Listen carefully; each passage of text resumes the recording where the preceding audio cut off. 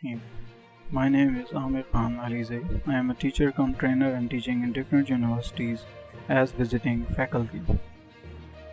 I am an industries person having more than 20 years of work experience in multinational organization. I have started converting my professional experience via my deliver lectures on my YouTube channel. This will help students to grab knowledge in this technological era. At first, I will be focusing economics, starting lectures on managerial economics. This will be 3 to 4 streams in total. Each lecture will be between 5 to 10 minutes duration to keep the students impact in small patch of time instead of long lectures.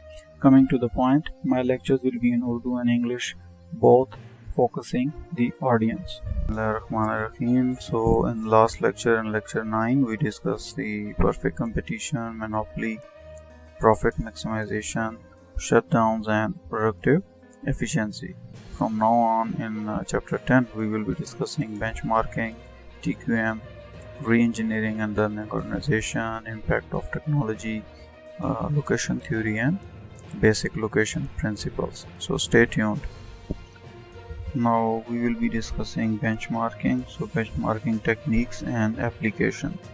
Benchmarking, as you know, is used to identify standards that are critical to a company's success.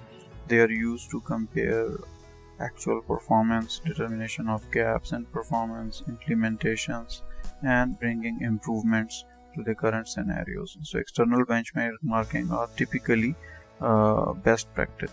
So what are external benchmarking? So productivity measures, we have to look at the productivity measures. So productivity ratio of output achieved to inputs into production, and objectives of productivity measures where all inputs used and needed to produce the actual output.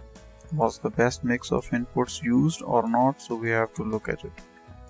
Same going into the internal benchmarking. So we have to look for monitoring, investigative techniques, and mostly used techniques are control charts, Pareto diagrams, cause and effect. So those are fishbone diagrams which are easy to explain and which are easy to elaborate the analysis. Stay tuned, and we will be coming into the details of it in upcoming lectures. Bismillah Rahim. Alaikum. This is Aamer Alyzaee continuing on chapter 10, stream 2. In internal benchmarking, we have to look at this particular chart to have better understanding. This control charts, there are 3 basic components. It is common cause and the other is the special cause. So looking into this diagram, we can have a look at it. Solid blue line which is representing process average, and we can see red dotted line above and below. The upper one is the upper control limit, that is called UCL, and the below one is the lower control limit, that is LCL. So due to the normal variation, you can see the variation around that solid blue line going up and down, whereas when it is going, the dip is going down below and crossing the red dotted line, so that is called the out of control point. So this diagram explains the benchmarking techniques, how we can measure. This is another way of explaining the internal benchmarking, that is Pareto's diagram. So we can have a look at the use and interpretation of it as the customers complaints comes in. So different colors here, they are depicting as the different silos representing the sales rep was rude or the poor, or lightning was there, or the layout confusing. So this is all related towards the sales and distribution things.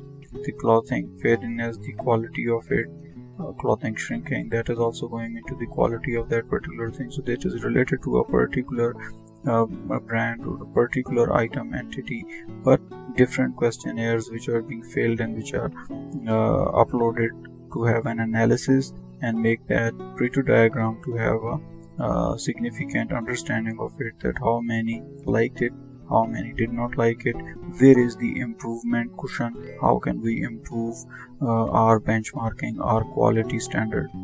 The another technique for understanding the benchmarking is where we can see the causes and effects, that is called the fishbone diagram, where we can have a look at it, the machinery's performance, the method, materials, manpower, measurements, and the environment, is it feasible or not.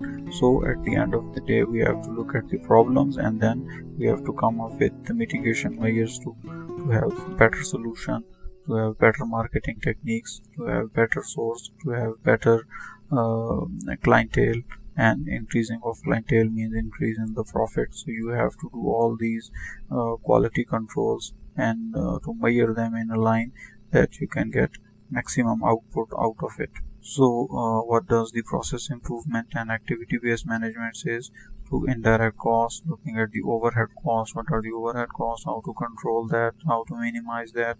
Personals, their the utilization, how well we can use the personals, how to utilize the capital, it should not be any waste money over there. So activity based costing is allocating cost, identifying necessary activities, looking into the processes, bringing betterment to the processes, determining driving costs. So all those costs which are necessary, which are fixed costs, that has to be there, but the variable cost should be within the limit in the control panels. Companies with multiple products need to distribute it and to have different coding techniques to bifurcate one department with the other. Pricing and outsourcing decisions, you have to look for the surveys, you have to look for the market venues, you have to look for the clients inputs. So according to that you can bring betterment and you can bring quality into your product distributions. So this is what it is called, TQM. So you can have a look at it. There are different, it is discussing the quality, is discussed about the products, it is discussed about the approach, communications. There are different things which are related to the strategic. It has to have a good strategy, successes are there, effectiveness there, systems are there. So you have to bring performance to continue betterment into it. You have to look at the data, you have to bring improvement, you have to bring your management to a level where you can bring competition to the services. So you have to look at the tax structures, you have to look at the target markets, your employees are your strength. So decision making is your order focusing. So all these things which exceed and which are aimed, which are targeted, so you have to bring improvement with the technology, with the technique, that is called TQM.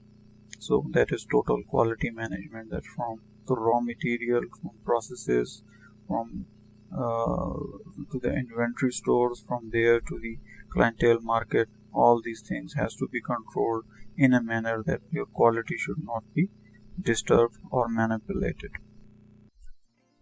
Assalamu alaikum, Aamer Khan Alyzaee here, lecture 10, stream 3. We are continuing with the introduction and details on TQM to have better understanding on the details of total quality management.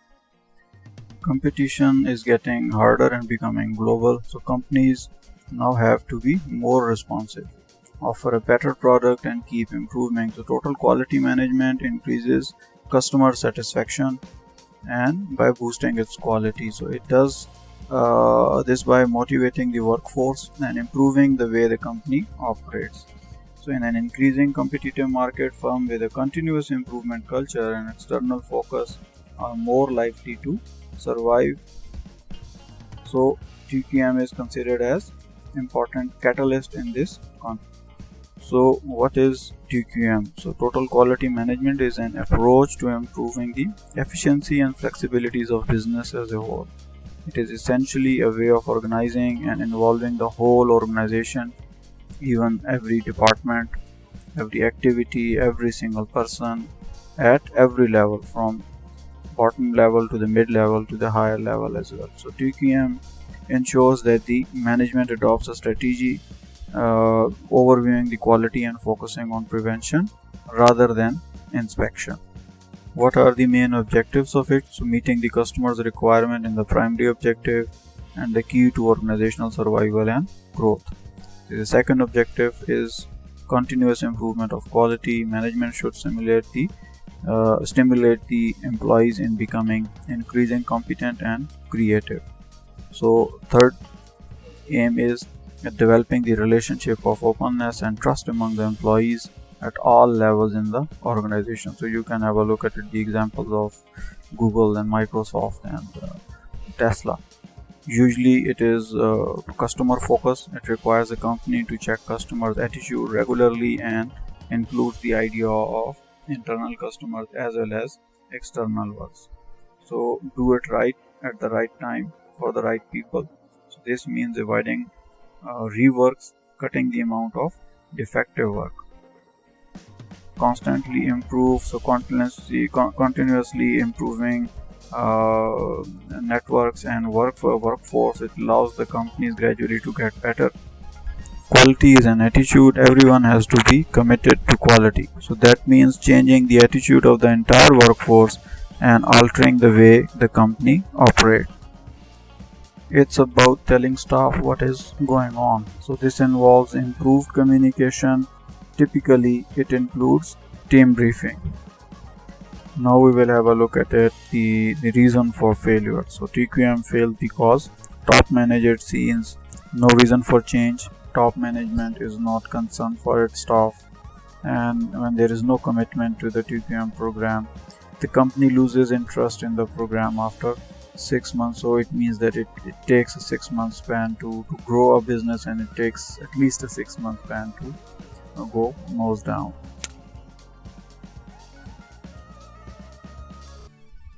Assalamu alaikum, this is Aamer Khan Alyzaee, chapter 10, stream 4, continuing from where we left on TQM. The workforce and the management do not agree on what needs to happen, and urgent problems intervene. TQM is imposed on the workforce, which does not inwardly accept it.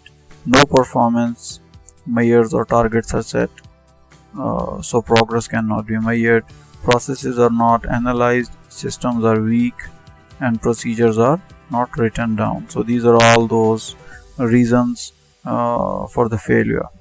Now we will discuss the business process reengineering. So what the process says, a collection of activities that takes one or more kind of input and creates an output that is of value to a customer. Whereas the business process says a group of logically related tasks using the firm's resources to provide customer orientation results to support organization's object. Even if we look at the definition of process, the process is simply a structured, measured set of activities designed to produce a specific output for a particular customer or market. So characteristics are a specific sequence of work activities across time and place, beginning and an end, clear defined inputs and outputs, customer focus. We have to look at how the work is done, process ownership, and measurable and meaningful performance. Processes are often cross-functional areas. So definitely looking into this particular picture, the customer market needs what customer require, that supplier has to provide it. How he has to provide it to the customer. So now going in the background of it, looking into the organogram which is shown in the white color there. So you have to manage it for this particular organizational chart to get it delivered to the customer as per the demand. So we cannot improve or measure the performance of a hierarchical structure, but we can increase output quality and customer satisfaction, as well as reduce the cost and cycle time of a process to improve it. So what is business process reengineering? An organizational change method used to redesign an organization to drive improved efficiency, effectiveness, and economy. Organizational change tools may include activity-based costing analysis, baselining and benchmarking studies, business case studies, business case analysis, functionality assessment, industrial engineering techniques, organizational analysis, productivity assessment, workforce analysis, and others as needed like human capital Assalamu alaikum. Aamer Alyzaee here. Lecture 10 with stream 5. Stay tuned. Now we will look into the definition of business process reengineering. The business process reengineering first introduced in 1980 in a Harvard Business Review article by Michael Aamer.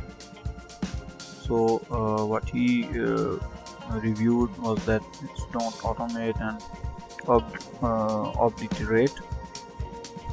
Aamer and Champy what this as Reengineering Corporation 1993 and provides its definition that reengineering is the fundamental rethinking and radical redesign of business processes to achieve dramatic improvements in critical contemporary measures of performance such as cost, quality, service, and speed.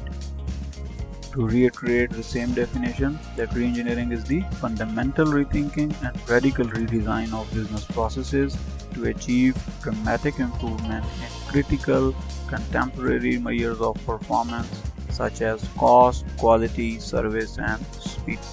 This means that you have to produce a learning organization, a learning camping spot, so you have to think of it as building a learning culture. So why to build a learning culture? Make a learning organization. Now thinking of big companies or big organizations like Google or Microsoft or Samsung, or then why Apple? Why Google? Now we will take the example of Apple, that why Apple is a learning organization. So Steve Jobs' vision for change the world, Apple culture, so encouraged to apply intelligence and imaginations, employees choice, so the best place to work with, flexible and adaptive, so that is the organization. What is Apple's learning cycle? So it is plan and then implement and reflect, and look at the reflection of the market and then plan and then implement. So these are the learning tools which are used by the Apple for their success story. For that success story, you have to look at the mental models like it's a pyramid, which is starting from top, the principles of foundation, willingness to learn, adaptive to new concepts, and faster than competitors. This is how you beat them, and this is how you capture the market and make your statement open and clear. Assalamu alaikum. This is Aamer Alyzaee with continuing with lecture 10, stream 6, and this will be the last lecture of lecture 10 to conclude. In the end of the last lecture, we were discussing the success. So for success, you have to look at the building shared vision, that is telling, selling, testing, consulting, and co-creating. So for output, you have to look at the team learning, and in team learning, you have to look for the brilliance, that is brilliant and talented people, alignment and development team capacity. You have to bring trainers to your organization or send your quality people for the trainings to bring quality in their work, which will benefit at the end of the day. So with the dialogue and discussion, you can come up with good quality solutions and for improvements of your product as compared to the competitor. Evaluation of Apple's learning organization. So defeat its main competitor, one can say the IBM is the main competitor, or HP or Dell. So your friendly product, a user-friendly product, great relationship with its customers, good relationship and management, quality control and measurement. Strategy helps to implement learning organization. So human resource management, if you're looking into it, that comes from the planning, training, development, motivation and reward. The input is coming through the effective marketing, and that is from good advertising attracts large number of. In this particular chart, one can see the competition and competitors process on. If we look at only one particular product, that is the tablet sales for platform. So look at blue, the Apples, then Android, Blackberries, Webos, Nebo and the others. So these colors can clearly depict the sales comparison starting from 2010 to 2015. So if we look at 2010, the tablets which were introduced and marketed efficiently by Apple, so look at the market share, 15% and 85% share was with Apple. In 2012, the competitors tried their best, their level best, and they brought it to 40-60, and then in 2015 the ratio goes almost 50-50. So it means in current scenarios the competition is more tough, and it's become tougher and tougher. So you have to be more strategic in beating the others. With this we come to an end to this particular lecture, and in upcoming slide I will be sharing the online test, the test which I have given to my class previously. The result slide, which is the next one, I will be sharing it in upcoming lecture, so you can compare it over there. I think you should go for the test and you should look at it, that what you have learned, how you can put your level of attempt here. Thank you very much, and with this we have come to the this particular lecture, lecture 10 stream 6, and in the next lecture we will be discussing location theory, impact of technological change, and basic location principles. So we will be entering into the last lecture of this particular subject, the managerial economics, that is lecture 11. So stay tuned and don't forget to subscribe my channel for producing the best out of these lectures for easy understanding and concept clarity. Thank you. Assalamu alaikum.